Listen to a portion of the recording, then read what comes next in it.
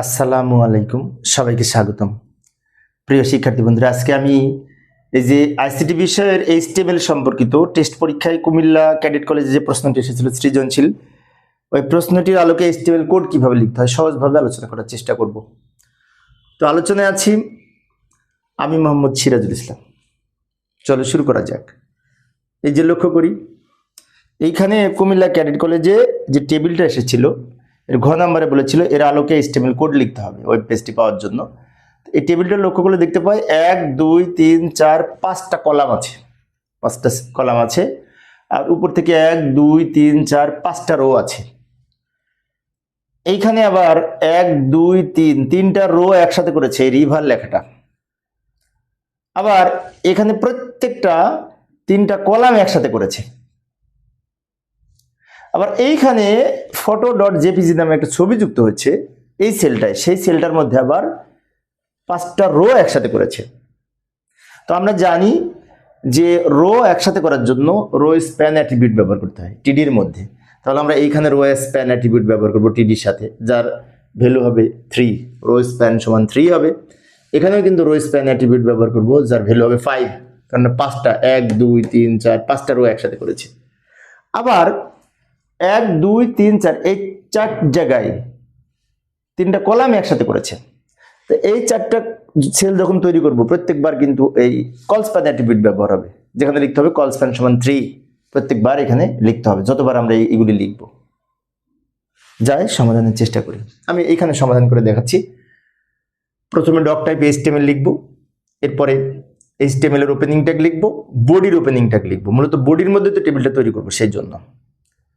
এরপরে টেবিলের opening tag লিখবো এবং টেবিলের সাথে দুইটা অ্যাট্রিবিউট ব্যবহার করবো। একটা হচ্ছে বর্ডার অ্যাট্রিবিউট, যার ভ্যালু হবে 1 দাগগুলি দেওয়ার জন্য, এবং এই দাগগুলি সলিড আকারে দেওয়ার জন্য এইভাবে দেওয়ার জন্য সেল স্পেসিং 0 লিখবো। সেল স্পেসিং 0 না দিলে এর ডাবল ডাবল দাগ মনে হবে টেবিলের। এরপরে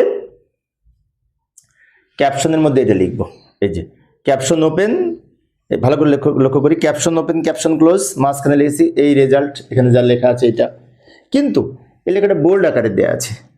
তো ক্যাপশন যেটা লিখবো, ক্যাপশন ট্যাগের মধ্যে লিখলে বোল্ড হয় না, তো বোল্ড করার জন্য আলাদা ট্যাগ ব্যবহার করতে হবে। সেটি আমরা বি ট্যাগ ব্যবহার করতে পারি, স্ট্রং ট্যাগ ব্যবহার করতে পারি।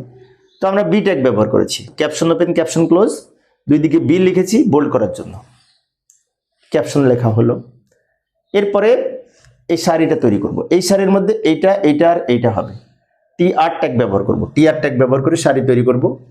নেমের দুই পাশে লিখব TH, কারণ এই লেখাটা কিন্তু বোল্ড, এই লেখা আর এই লেখার মধ্যে একটু পার্থক্য আছে। এই লেখাটা মাঝখানে আছে এবং বোল্ড, মাঝখানে লেখার জন্য এবং বোল্ড করার জন্য TH ট্যাগ ব্যবহার করতে হয়।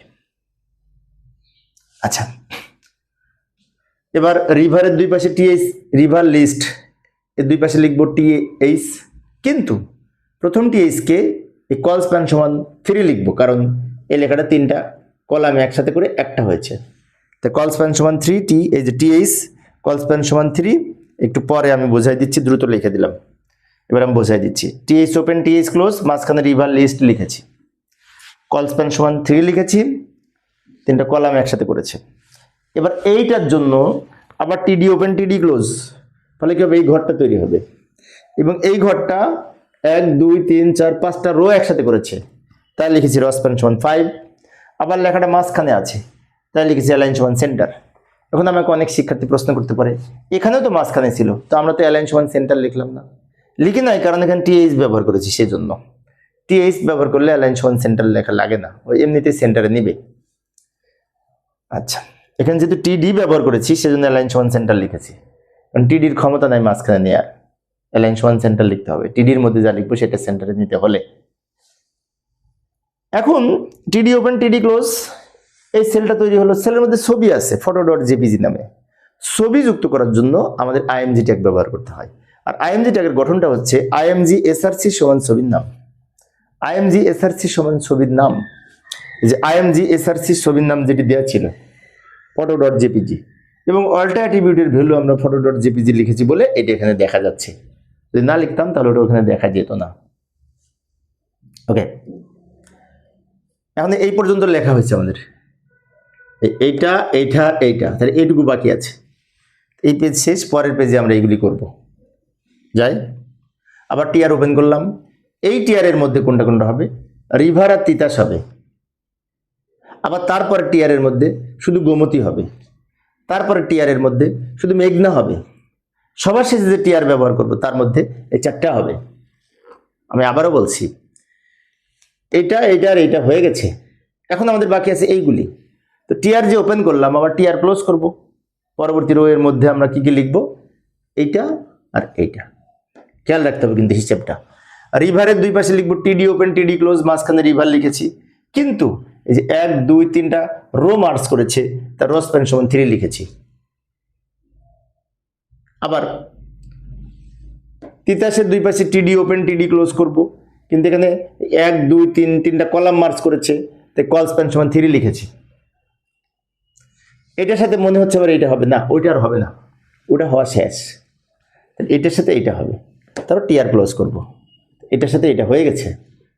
এবার বাকি আছে কোনটা, এটা এটা আর এইগুলি বাকি আছে। তো এটার জন্য এবার করব আবার TR open TR close, TR open TR close, দুই টিডির মাঝখানে লিখবো গোমতী, এবং এখানে কল স্প্যান সমান 3 লিখবো, কারণ এই সেলটাও 3টা কলাম মার্চ করেছে। গোমতী যেভাবে লিখেছি এক সেট, ওরকম আর এক সেট হবে মেঘনার জন্য। এই যে ভালো করে লক্ষ্য করি, টিআর ওপেন টিআর ক্লোজ, এর ওটা তৈরি হবে একটি মাত্র সেল। তো একবার লিখলাম টিডি, মাঝখানে মেঘনা লিখেছি, কিন্তু এই মেঘনাটাও 1 2 3টা কলাম মার্চ করেছে, তো কল স্প্যান সমান 3 লিখেছি। কলাম মার্চ করার জন্য কল স্প্যান অ্যাট্রিবিউট ব্যবহার করতে হয়, পাশাপাশি কলাম। এরপরে পরের পেজে যাই, টিআর ওপেন, কালারের দুই পাশে টিডি, এটা ঝামেলা নাই। রেডের দুই পাশে টিডি, গ্রিনের দুই পাশে টিডি, ব্লুর দুই পাশে টিডি, তারপর টিআর ক্লোজ। প্রিয় শিক্ষার্থী বন্ধুরা, আমি একটু দ্রুত বলছি, আসরের নামাজ আজান হয়ে গেছে, নামাজ পড়তে যেতে হবে সেই জন্য। তো আমি আরেকবার বলছি, লক্ষ্য করি, এই যে colour red green blue, red green blue RGB, কম্পিউটারের 3টা মৌলিক রং, তাই না? আমরা জানি। যাই হোক, এখানে কোনো ঝামেলা নেই, এখানে কল স্প্যান র স্প্যান কিচ্ছু হবে না, কারণ ছোট ছোট সেল, আলাদা আলাদা cell, single cell. Single cell তৈরি করার জন্য জাস্ট টিডি ওপেন টিডি ক্লোজ, মাঝখানে কালার, টিডি ওপেন টিডি ক্লোজ, মাঝখানে রেড, টিডি ওপেন টিডি ক্লোজ, মাঝখানে গ্রিন, টিডি ওপেন টিডি ক্লোজ, মাঝখানে ব্লু। এই হয়ে গেছে, আমাদের সব লেখা শেষ। এখন কি করব, ক্লোজ করব, 3টা ট্যাগ ক্লোজ করব। প্রথম টেবিল ওপেন করেছিলাম, টেবিল ট্যাগ ক্লোজ করব। বডি ওপেন করেছিলাম, বডি ট্যাগ ক্লোজ করব। And at last HTML tag open করব, ওই ক্লোজ করব। HTML ক্লোজ করার জন্য আমরা জানি ফরওয়ার্ড স্ল্যাশ ব্যবহার করতে হয়, তাই না? তো প্রিয় শিক্ষার্থী বন্ধুরা, এই ছিল আজকের আলোচনা। শিক্ষার্থীদের অনুরোধে আমি অল্প অল্প করে আলোচনা করি, যাতে শিক্ষার্থীরা বোরিং ফিল না করে। পরের ক্লাসটি দেখার আমন্ত্রণ রইল। খোদা হাফেজ।